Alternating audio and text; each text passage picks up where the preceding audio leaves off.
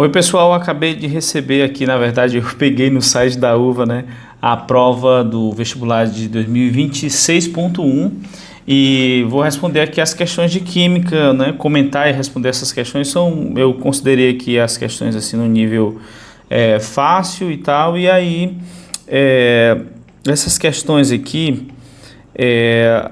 uma coisa que eu observei é que não tem cálculo, simplesmente não tem cálculo, basicamente é só muito fácil para responder porque são questões muito conceituais. Então vamos para a primeira. A primeira diz que tem esse espaço, é tudo aquilo que ocupa espaço e tem massa, né? O que ocupa o espaço e tem massa? É a matéria. Então a gente já pode colocar como sendo a primeira aqui a matéria. Então aqui a gente já sabe que é matéria. Ficou bem feio aqui, deixa eu ajeitar isso. Bom, uma é uma forma que tem outro espaço também, né? Uma composição definida e propriedades distintas. O que é isso? É uma substância. Então a gente já coloca aqui, ó, substância. E depois é uma forma de matéria, né? Então, na sequência, né? As misturas podem ser homogêneas ou heterogêneas. A mistura, quando fala bem aqui, ó, que ela diz diz aqui que é uma composição a mesma em toda a sua extensão, isso aqui já vai direto. Isso aqui é uma substância homogênea, né? Ou aliás, uma mistura homogênea. Então aqui você já sabe que é mistura homogênea.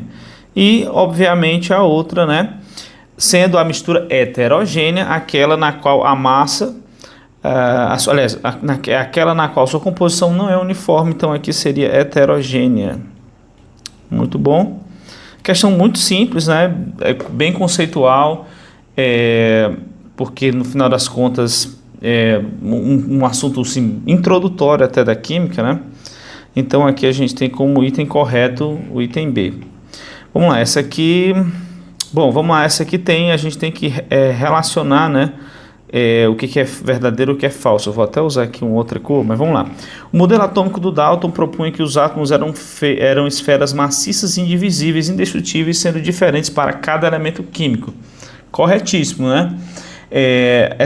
Esse foi o primeiro modelo atômico proposto, que foi inspirado no modelo dos gregos, e o Dalton, ele propôs, né, aquela ideia da bola de bilhar, né, que a gente conhece esse modelo do Dalton mais ou menos dessa forma, né? Então, o primeiro aqui, correto. O modelo de Rutherford indica que os elétrons estão distribuídos uniformemente dentro de uma esfera positiva, como proposto por Thomson, né? Isso aqui é interessante, né? Meio que se você não tiver certeza da resposta, confunde um pouco. Por quê? Essa ideia de que os elétrons estão distribuídos dentro de uma esfera, mais ou menos, essa ideia não é nem necessariamente a ideia do Thomson, né? Ele propôs isso aqui, uma massa positiva com os elétrons enfiados ali, não necessariamente era uma esfera no modelo do Thomson, né? E ainda mais no caso do modelo de Rutherford está errado, porque ele não disse que os elétrons estavam distribuídos de maneira uniforme ali numa esfera, não. Ele disse que os elétrons estavam ao redor do núcleo, né? Inclusive a descoberta do núcleo se deve ao Rutherford com os experimentos que ele fez lá com radioatividade. Então essa segunda aqui já é incorreta.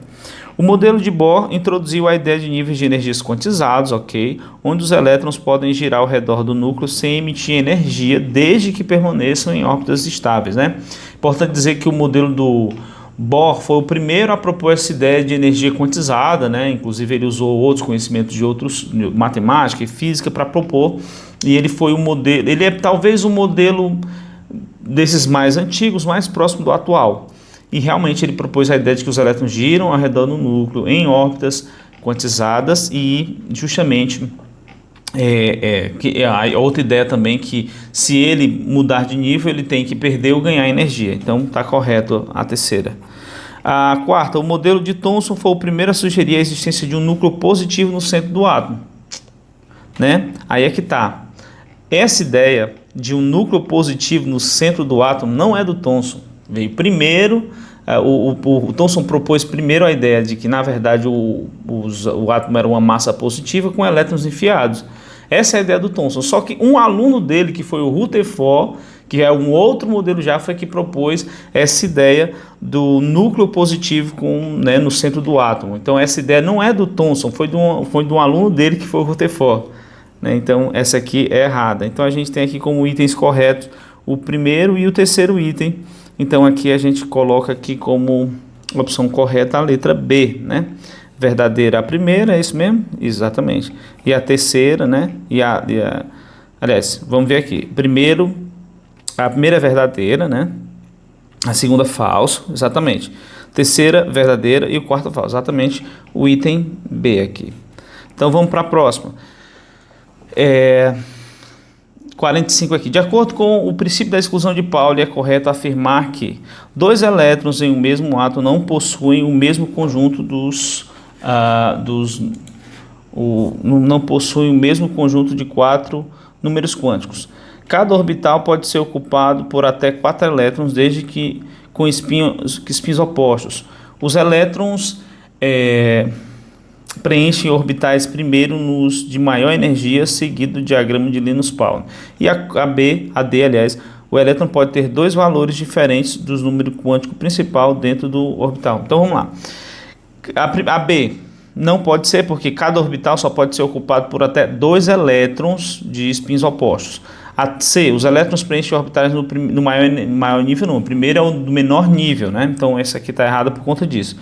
D, o elétron pode ter 2 valores diferentes de número quântico principal dentro do mesmo orbital. Na verdade, ele pode ter 2 valores de número quântico magnético, que é o mais 1 e menos 1. Então, como a B, C e D são incorretas, a letra A é a correta. Então, a gente marca aqui como correta a letra A. Bom, a organização, aliás, 46, né? Leia o texto e complete as lacunas. A organização dos elementos químicos proposta por Mendeleev, né?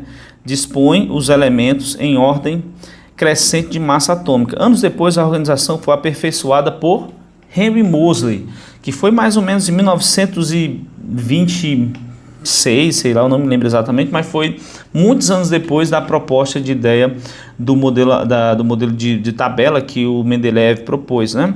E ao perceber que as propriedades dos elementos variavam periodicamente, só com essas aqui você já saberia qual era a correta, né? Mas vamos lá, vamos complementar.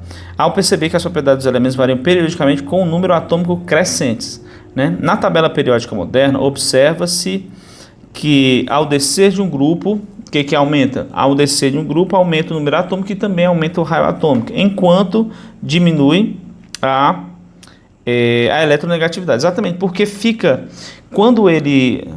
a energia de ionização, A energia de ionização, porque justamente quando ele aumenta, né, muito a quantidade de prótons, ele vai puxando mais os elétrons, né, para ele. E já ao atravessar de um período da esquerda para a direita da tabela, observa-se um aumento progressivo da eletronegatividade. Só tem um detalhe, né, que aqui eu queria propor uma observação na própria questão, né, que é o seguinte: ele está dizendo que, porque aqui a gente vai ver que pelos itens anteriores, né, pelas respostas anteriores, o item correto é o item A. Só que tem um problema aqui, né? Aqui nessa parte final ele fala ao atravessar de um período da esquerda para a direita. E da esquerda para a direita a gente não está atravessando um período, a gente está atravessando para famílias, por grupos. Então eu acho que essa questão aqui ficou mal formulada nesse enunciado. Não sei porque se alguma banca vai pedir a anulação dela por conta disso, mas de maneira, né, bem geral dá para responder ela simplesmente porque os primeiros 2 nomes a preencher aqui essa lacuna, as primeiras 2 lacunas, é o Mendeleev e o Moseley, né?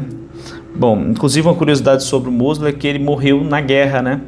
Porque, acho que foi o Moseley, se não me engano, que ele morreu na guerra, porque ele deixou a ciência para ser combatente. Mas enfim, essa é outra história. Então acho que foi antes, né, de 1920 essa ideia do Moseley. Então vamos lá, próxima questão. As variações, várias reações químicas, estou lendo coisa que não tem nada a ver, né? Várias reações químicas estão presentes no nosso dia a dia, como por exemplo, né, a reação 1, né, o gás de cozinha GLP, constituído principalmente por butano, que é o C4H10, é usado diariamente para cozinhar alimentos.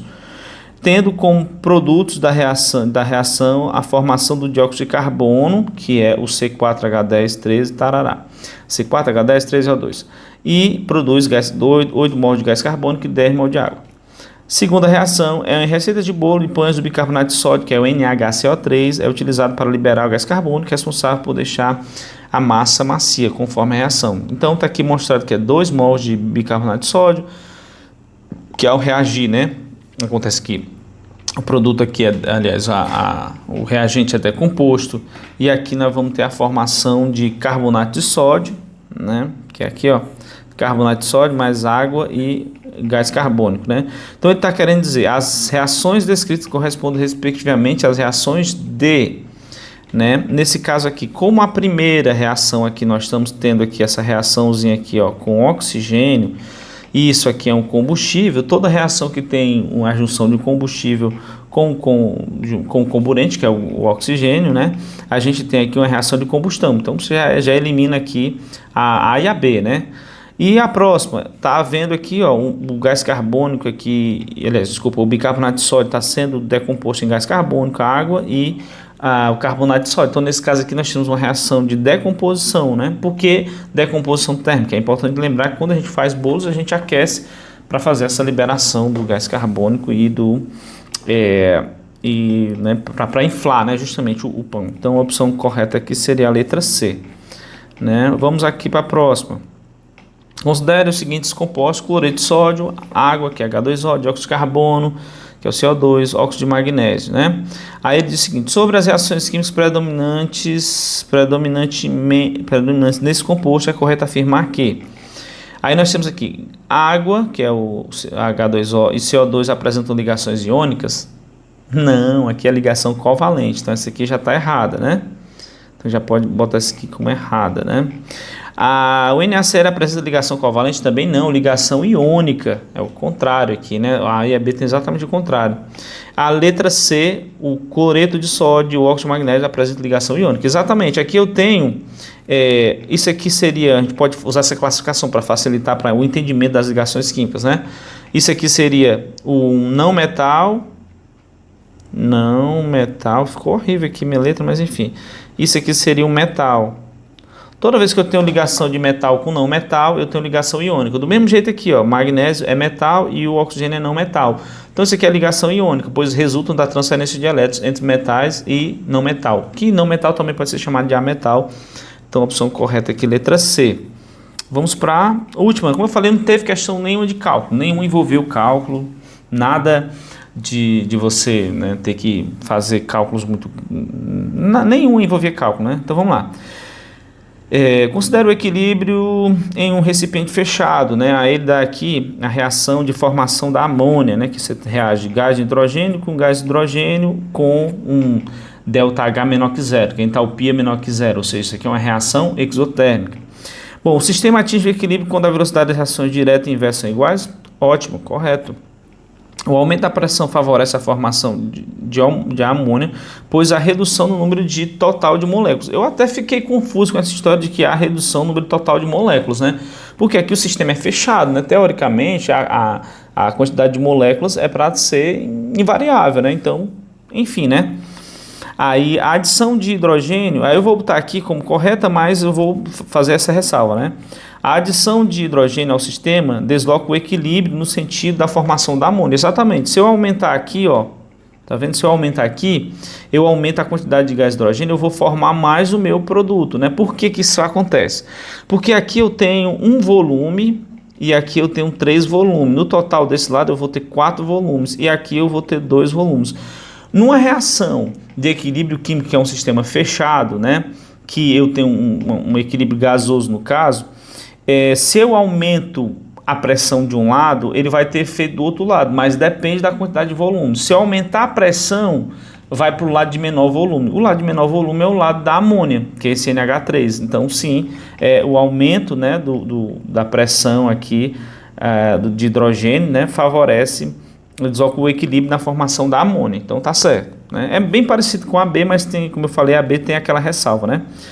A quarta, o uso de um catalisador não altera a posição do equilíbrio. Exatamente, o catalisador ele só está ali para fazer com que a reação seja mais rápida, você acelera a reação. Mas acelera igualmente as reações direta e inversa, permitindo que o equilíbrio seja atingido mais rapidamente. Então, eu vou colocar como correto também. Eu fiquei com dúvida em relação só àquela questão da segunda afirmação, porque ele está dizendo que há uma redução no número total de moléculas gasosas, né? E aqui o sistema é todo formado por substâncias gasosas, né? E aí eu fiquei meio assim, não sei se tem alguma má formulação, mas aqui, por eliminação, como a primeira é correta, né? Obrigatoriamente, se a primeira é correta e tem a terceira, por exemplo, eu tenho certeza que é correta, né? Eu já vou na letra D, né? Que todas são corretas. Fiquei só com dúvida em relação a isso. Então é isso, pessoal. Ó, questões estavam bem tranquilas, assim, para quem estava com bom fundamento em química, estudou bem.